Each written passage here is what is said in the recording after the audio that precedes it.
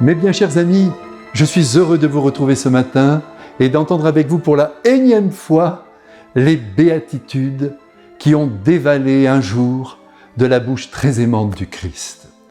Espérons qu'il n'ait pas parlé en vain. Vous savez, le problème, je vais vous le dire, il est très simple, c'est que ce texte, nous le connaissons par cœur et que le risque est grand de ne pas l'accueillir dans le cœur. Chaque mot nous est connu, nous pouvons même répéter tous les versets à qui nous les demanderait, mais sans que pour autant les propos du Christ ne se gravent en lettres d'or dans notre chair et irriguent enfin nos actions les plus quotidiennes. Nous écoutons la voix de Dieu, mais nous suivons notre propre voix, nos idées, nos points de vue, mais quel dommage! Essayons donc de recevoir les mots du Christ comme si c'était la première fois que nous les entendions. Et pour commencer, imaginons la foule bigarrée qui se retrouve sur ce petit mont des béatitudes et qui met au coude à coude les pauvres en difficulté sociale, les estropiés, les malades, sans oublier tous ceux dont la souffrance est invisible, mais bien réelle. Autrement dit, permettez-moi d'évoquer ceux qui souffrent moralement, ce qui provoque le désespoir, vous le savez bien, la peine inconsolable créée peut-être par la mort d'un être aimé. Si la science fait ce qu'elle peut pour soulager la douleur physique, elle ne pourra jamais rien contre les souffrances du cœur.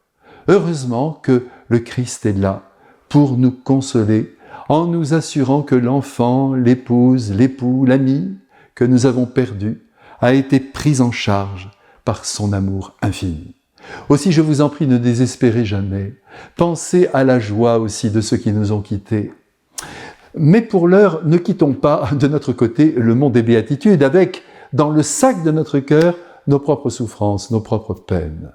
Car moi, comme vous, je suis concerné par la souffrance. Croyez-moi, elle ne me rate pas non plus. Il y a aussi tous les manques, toutes les insatisfactions qui habitent chacune de nos existences. C'est ainsi, c'est la vie. Et parfois, tout cela est bien lourd à porter. Mais la voix du Christ est toujours là pour nous consoler, pour nous promettre un soulagement. Hélas, notre problème, c'est que nous ne sommes pas capables d'attendre avec suffisamment de patience une amélioration dans tel ou tel secteur de notre vie. Nous voulons tout et tout de suite. Et quand ce soulagement ne semble pas se pointer, au lieu de se réjouir de ce qui nous est déjà donné de vivre, nous pestons contre les autres et même contre Dieu, en les rendant responsables de nos manques. Vous savez, ce n'est pas la bonne solution, d'autant plus qu'ainsi, nous nous agitons, nous perdons la paix intérieure et nous perdons aussi notre temps à espérer ce que la vie peut-être jamais ne nous accordera. Heureux les pauvres, dit le Christ. Et je voudrais pour aujourd'hui m'en tenir à ce petit verset qui tient en 3 mots et qui contient une sagesse inestimable. Est-ce que le Christ nous dit par là qu'il nous veut au bas de l'échelle, dans la boue, sans secours, sans argent? Pas du tout.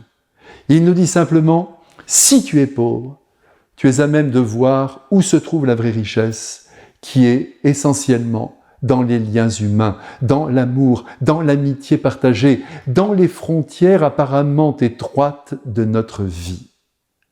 Vous êtes, je suis, peut-être, plus riche que les riches. Si mon cœur comme le vôtre n'est pas une tirelire, si ma puissance d'aimer n'est pas une banque, je demeure cependant capable de faire un bien fou aux autres, d'accomplir de belles et grandes actions sur la terre avec mon être, même si, je le redis, je n'ai pas d'argent dans ma besace. Et là, nous voyons que Dieu ne juge pas la valeur des êtres à la densité de leur compte en banque. Et d'ailleurs, qui a accumulé toute sa vie risque d'avoir perdu son temps, car de toute façon, en bout de course, tout sera perdu.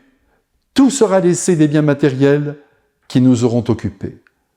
Quant à celui qui n'a rien, au dire du Christ, il recevra le royaume en partage. Comprenons bien.